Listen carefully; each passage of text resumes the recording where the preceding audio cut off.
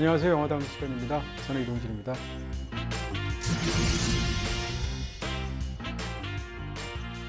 안녕하십니까.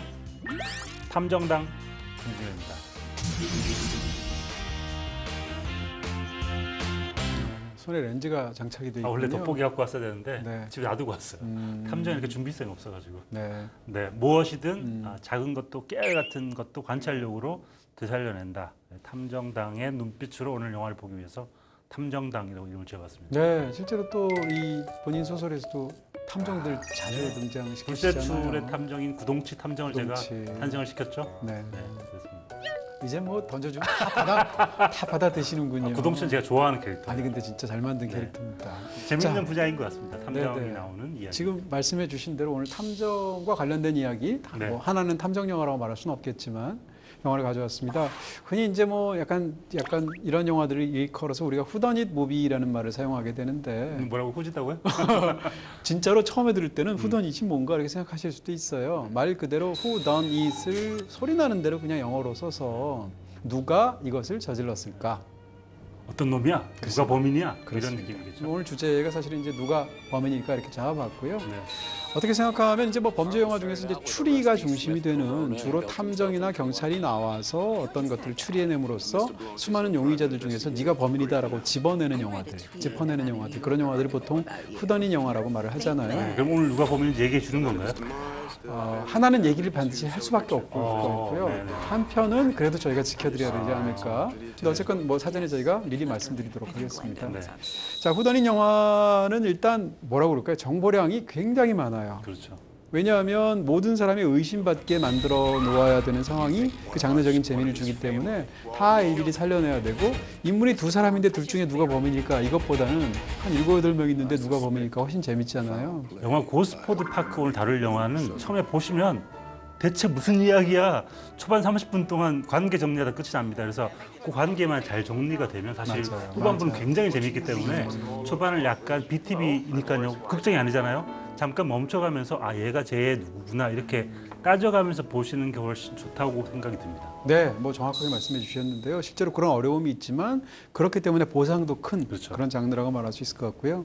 이쪽으로 사실 가장 큰 이름은 영화 쪽이 아니라 소설에 있겠죠. 아가사 크리스티가 아마 네. 제일 유명한 후더닛이라는 어떤 그 서사를 다룰 때 네. 뭐 오리엔트 특급 살인 같은 그렇죠. 그런 것들을 많이 떠올리시죠. 사실 오늘 다룰 두 편의 영화 둘 다 오리엔트 특급 살인의 직간접적인 영향을 받았고 사실 이야기가 약간 비틀어져서 있거든요. 네네. 그래서 어떻게 보면 뭐 나이브스 아웃 같은 경우에는 반다인의 심정을 가지고 아가사 크리스티를 비튼 영화라고 볼 수 있을 것 같고요. 고스포드 파크는 탐정이 안 나오기 때문에 약간 장르가 다르지만 기본적으로 추리를 해야 된다는 입장이 비슷한 것 같아요. 네.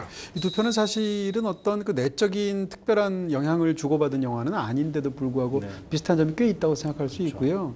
어떤 굉장한 재산을 갖고 있는 어떤 주인공에 해당하는 사람이 저택에 사람들을 불러다가 파티를 하게 되는데 그러면서 그 주인이 죽게 되는 일이 벌어지고 그 이후로 모든 사람이 용의자가 되는 그런 면에서 두 편이 같다고 할 수 있고요. 또 극 중에 핵심이 되는 여자 주인공 캐릭터가 굉장히 비슷해요. 그렇죠. 그렇게 또 말할 수 있을 것 같아요. 네, 여성 캐릭터가 가운데서 이야기의 네. 중심을 잡아주거나 관찰하거나 엿본다는 의미에서 되게 비슷한 점이 많고요. 네. 제가 그 아카데미 특집 하면서 각본상 예측할 때 네. 제가 맞췄잖아요. 네. 네, 맞췄고 네. 2001년 얘기하면서 고스포드 파크를 잠깐 얘기했었는데 그만큼 이야기가 탄탄하고 그러니까 이야기 펼쳐가는데 정통 추리소설 못지않은 긴박감 같은 걸 가지고 있는 것 같습니다. 맞습니다. 둘 다 참 각본이 뛰어난 네. 그리고 또 배우들의 연기들이 뛰어난 작품이 아닐까 싶습니다. 그리고 두 편 모두 뭐라고 그럴까요? 굉장히 어떤 면에서는 인물들에 대해서 냉소적인 태도로 그것을 약간 풍자에 가깝게 그들의 위선 같은 것을 까발리는 방식으로 네. 또 흥미로운 또 그런 작법을 보여주기도 하죠. 이렇게 캐릭터가 많은 이야기들은 각각의 캐릭터가 어떤 식으로 자신의 입장을 견지하는가가 되게 재미있는데 네. 기본적으로 이런 드라마에서는 시니컬한 사람이 있는 게 재밌습니다. 예를 들면 나이브스 아웃에는 뭐 아들 랜섬의 뭐 시니컬함이라든지 고스포드 파크 같은 경우는 트랜섬 부인의 얄카라운 시니컬한 태도 같은 것들이 그게 약간 재미를 주기도 하고 긴장감을 주기도 하는 것 같습니다. 맞습니다. 자, 이 두 편의 작품 어떻게 또 오늘의 1분 브리핑 네. 해주실지. 오늘 잠깐 뭐 약간 예고편을 해주셨는데요. 사실은 이 영화들은 기본적으로 정통 추리소설의 기반 하에서 만들어진 거라고 볼 수 있을 것 같고요. 네네. 그렇다면 정통 추리 소설이란 무엇인가? 추리 소설을 쓰려면 어떻게 되는가? 전설로 내려오는 20개의 법칙이 있습니다. 그 법칙을 네. 소개해드리겠습니다. 재밌겠네요. 네. 오늘 무슨 강의 받는 것 네, 같아요. 추리 소설 쪽에 계신 분들은 대부분 아는 이야기일 텐데요. 1928년에 SS 반다인이라고도 불리고, 그러니까 이분이 탐정 소설을 쓰기도 하고 평론도 했기 때문에 윌러드 헌팅턴 라이트라는 필명으로도 쓰셨던, 그러니까 이게 본명이고 SS 반다인이 필명인데 이 두 개의 이름을 활동을 하셨던 분인데, 이분이 1928년에 탐정 소설을 쓰기 위한 20개의 룰이라는 그 글을 쓰신 적이 있습니다. 그 글에 나오는 이야기고요. 이렇게 20개 쭉 보시면 되는데 제가 새해부터 1분 브리핑 짧게 하기로 했잖아요. 그래서 짧게 말씀을 드릴 거예요. 네네. 20개 쭉 보시면 되고요. 네. 왼쪽 2개 체크 포인트가 있습니다. 앞에 있는 게 고스포드 파크, 뒤에 있는 게 해당되느냐. 해당되는 걸 제가 체크를 한번 해봤습니다. 네. 이걸 자세히 보시면 또 이것도 스포일러가 될 수 있기 때문에 영화를 다 보시고 난 다음에 한번 체크를 해보시고 자기가 아는 영화들을 한번 비교해 보셔도 좋을 것 같은데, 이게 28년에 쓰여진 글이기 때문에 사실 그 사이에 엄청난 시간이 흘러서 지금 세대와는 맞지 않을 수도 있고요. 네. 한편으로는 이렇게 많은 룰을 계속 변주하면서 작가들은 요 룰을 어기기도 하고 지키기도 하면서 변주하면서 지금까지 왔다라고 생각하면 될 것 같아요. 이 마지막 20번째가 뭐냐면 네.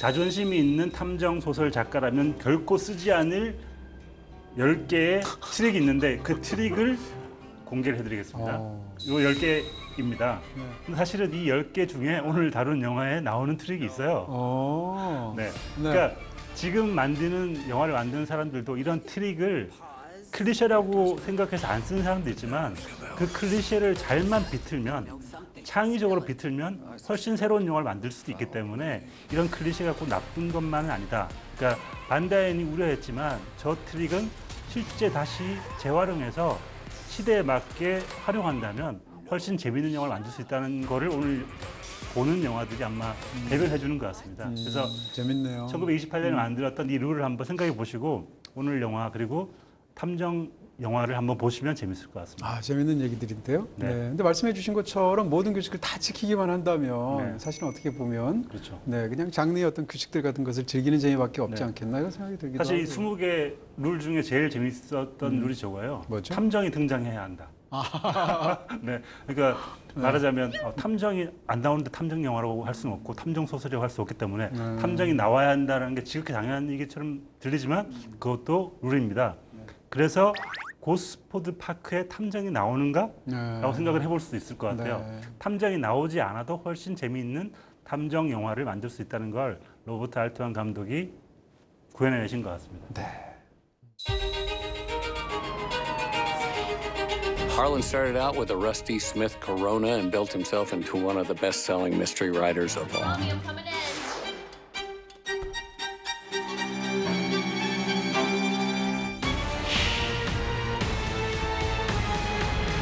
I suspect foul play. Family has desperate motives. And when good people get desperate, the knives come out.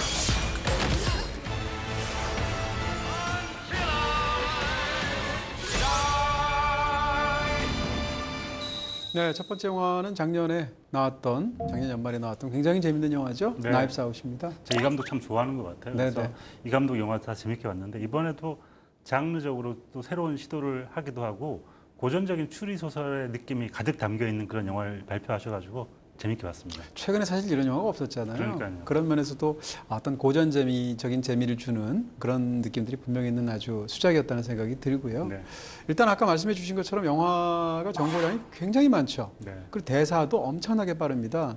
이 영화를 보면서 이제 느끼는 것은 사실은 이게 일반적인 기준으로 보면 현실에서 이렇게 말하는 사람은 없을 거예요. 그렇죠? 네. 그다음에 어떤 사건이 굴러가는 거는 마찬가지일 텐데 이 장르의 규칙 안에서 이거 장르 영화야라고 확실하게 말을 한 다음에 그 안에서 굉장히 재밌게 네. 인물들도 만들어내고 또 플롯을 짜내는 그런 노작이라는 생각이 듭니다. 아까 20개 룰 중에 중요한 것 하나가 문학적인 허세나 지나친 묘사 같은 하지 걸 말 빼고 이야기에 집중하라라고 하지만 사실 이 영화는 중간중간에 문학적인 향취도 굉장히 뛰어납니다. 네, 네. 그러니까 두 가지 다 잡은 네. 두 마리 토끼를 다 잡은 보기 드문 수작이라는 생각이 저는 듭니다. 네.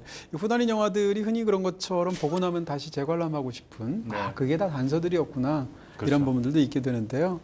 어쨌건 이 영화를 이제 설명을 드리려면 전체적인 어떤 구조를 말씀을 드려야 되는데 이 영화의 주인공은 이제 시작 단계에서는 살해당하는 이 한란처럼 보이게 되죠. 이 한란이라는 사람은 85살이 됐는데 그 생일에 이제 자기 가족들을 다 불러 모으는데 모을 때의 마음이 있었던 거죠. 그 마음 뭔가 하면 내가 이 사람들 내 이 가족들에게 이렇게 도와준다고 생각한 게 잘못된 일이었구나라고 생각을 하게 되고 거기서 뭔가 엄청난 일을 기획하면서 펼쳐지는 이야기. 자신의 모든 재산을 유산할 시점에 새로운 계획을 품고 그 계획을 자식들에게 발표하는 순간이 바로 생일날이었고 그렇습니다. 그때 어떤 사건이 벌어지는 거죠. 네.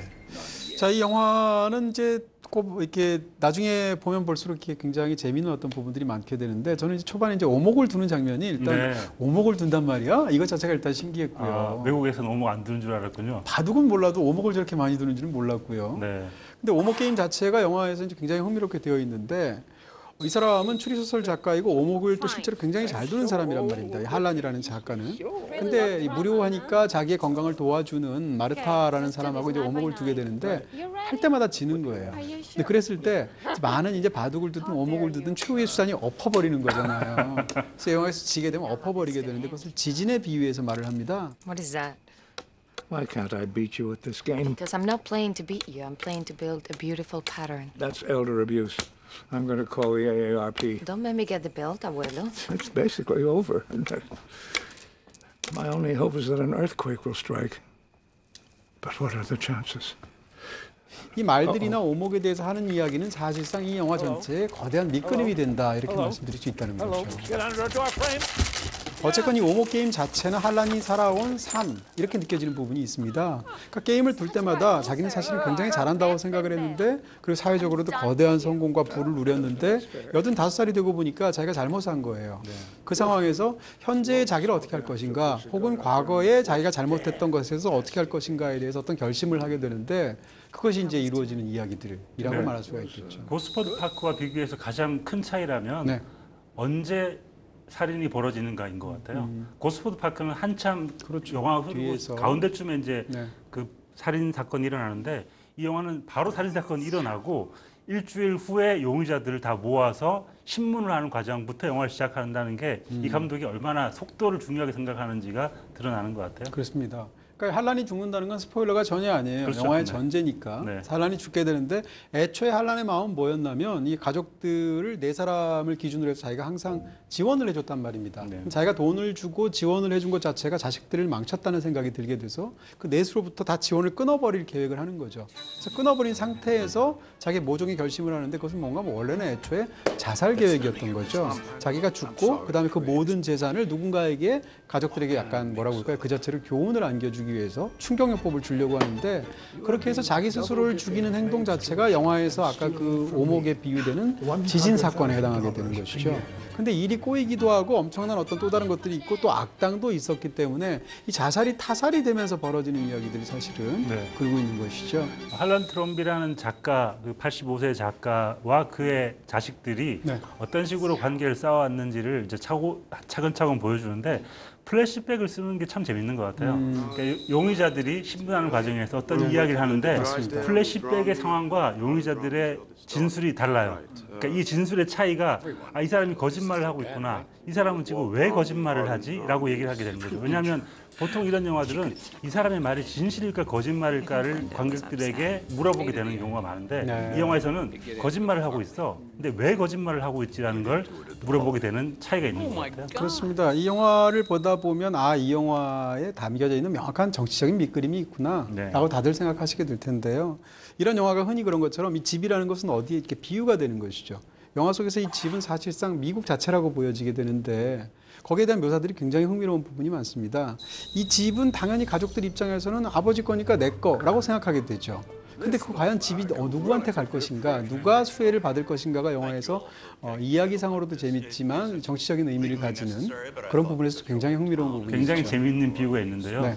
이 자식들이 네. 이 자손 대대로 우리 집이 했더니 탐정인 불랑이 막 웃으면서 That is hooey.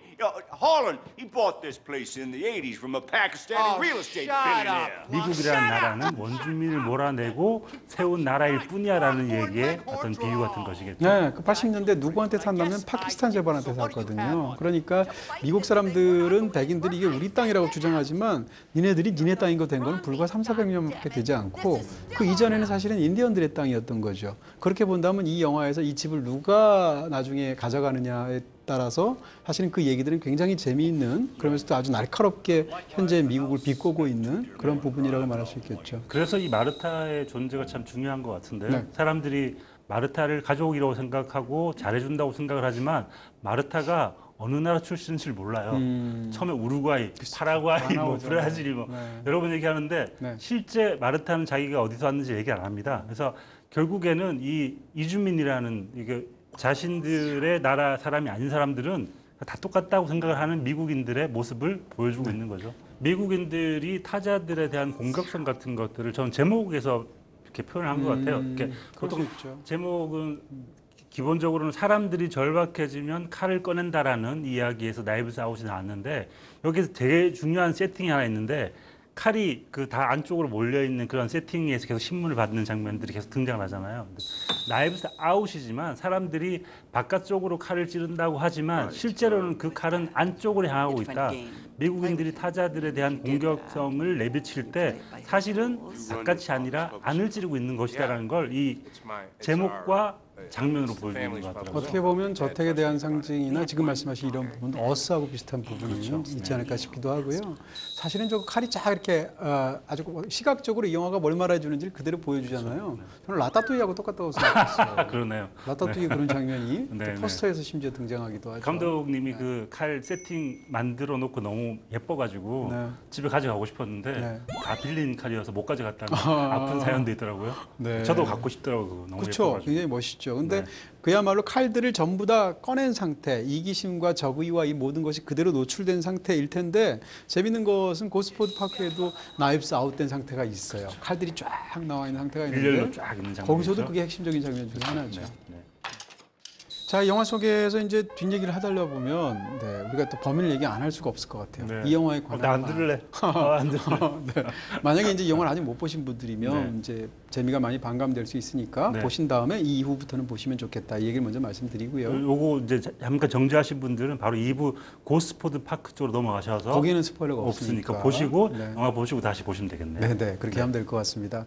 자, 일단 이 영화에서의 그 대결 구도가 있는데 영화에서 뭐라고 그럴까? 이 영화에서 과연 누가 대결하는 것일까? 어떻게 보면 탐정인 블랑과 범인인 누가 대결하는 얘기처럼 볼 수도 있고 마르타와 그 범인이 대결하는 얘기처럼 볼 수도 있는데 사실 영화 전체를 보면 마르타는 사실상 할란의 대리인처럼 보입니다. 그렇죠. 영화에서 어떤 부분이 있냐면 할란이 완벽한 알리바이를 만들기 위해서 일부러 마르타를 계단으로 내려가게 하는 장면이 있는데 일부러 노출시키는 거죠. 근데 그때 가족이 그 마르타를 누구로 착각하게 하냐면 할란으로 착각하게 하거든요. 그 장면이 굉장히 상징적인데 이 영화에서 굉장히 흥미로운 부분이 있지만 사실상 마르타는 할란의 대리인이란 말이에요. And for God's sake, don't make any noise.